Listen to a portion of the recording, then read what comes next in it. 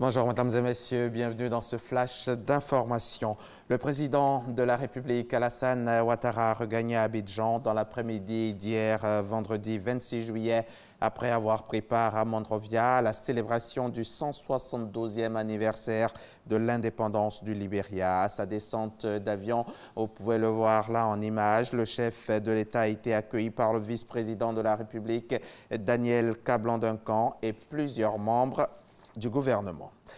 90 millions, c'est le chiffre du jour. 90 millions de francs CFA, c'est bien le montant que vient de percevoir des jeunes chercheurs exerçant dans le domaine de la recherche scientifique. C'était cette semaine, ici à Abidjan, au cours d'une cérémonie initiée par le PASRES, le programme d'appui stratégique à la recherche scientifique. Le but est de faire de la recherche scientifique le moteur du développement maîtrisé. C'est ce que nous dit Franck Quadio. Sur les 97 requêtes déposées sur la table du PASRES, le programme d'appui stratégique à la recherche scientifique, ce sont les projets de ces 14 porteurs de projets qui ont été jugés éligibles. Ils bénéficient ainsi des 90 millions de francs CFA alloués à cette première session de 2019 pour mener à bien leurs recherches et permettre à la Côte d'Ivoire de faire des bons qualitatifs dans le domaine de la recherche scientifique. Aujourd'hui, nous nous rendons compte que dans le milieu rural, nous avons beaucoup de nos produits de l'agro-ressources qui ne sont pas valorisés.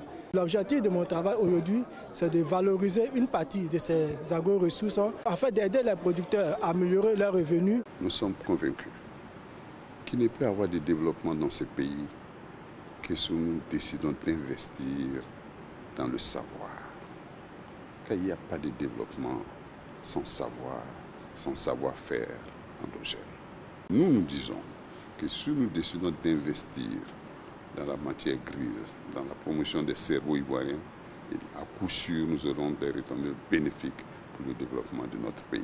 Santé, nutrition, logement, agriculture, ingénierie et technologie. Bref, les projets financés couvrent pratiquement tous les domaines de la recherche scientifique et cadrent bien avec les ambitions du gouvernement ivoirien. Financer les programmes de recherche, je crois, et le président ne fait que le répéter chaque jour, et le ministre est dans la vision de M. le Président de la République, c'est de faire en sorte que l'émergence arrive en Côte d'Ivoire à travers la recherche scientifique.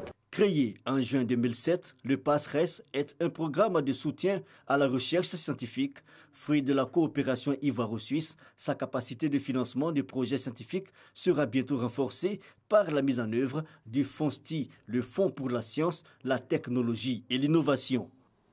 On en vient maintenant à cet atelier de concertation et de formation sur la collecte et le recyclage des déchets issus des produits d'éclairage. Un atelier organisé cette semaine par la Direction générale de l'énergie et qui s'inscrit dans le cadre de la mise en œuvre du projet promotion de l'efficacité énergétique dans l'éclairage public en Côte d'Ivoire. Le reportage de Jean-Luc Bangbo à suivre tout à l'heure dans le 13h.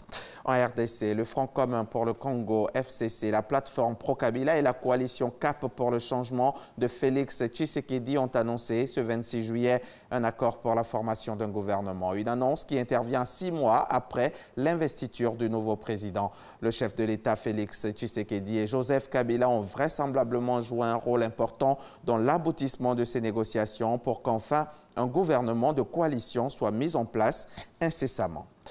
Les secours libyens ont annoncé vendredi avoir repêché 62 corps de migrants après le naufrage la veille de leur embarcation au large de Coms, ville située à 120 km à l'ouest de Tripoli. Et quelques 145 personnes ont été secourues après le naufrage jeudi et 110 sont portées disparues selon l'OIM, l'Organisation internationale des migrations.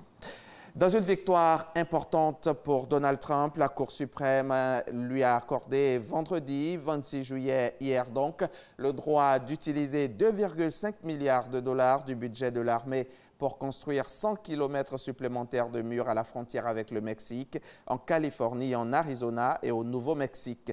La bataille judiciaire n'est pas terminée, menée notamment par des groupes de défenseurs des libertés civiles et de l'environnement. C'est la fin de ce flash. Merci de l'avoir suivi. On se retrouve tout à l'heure. C'est à 13h.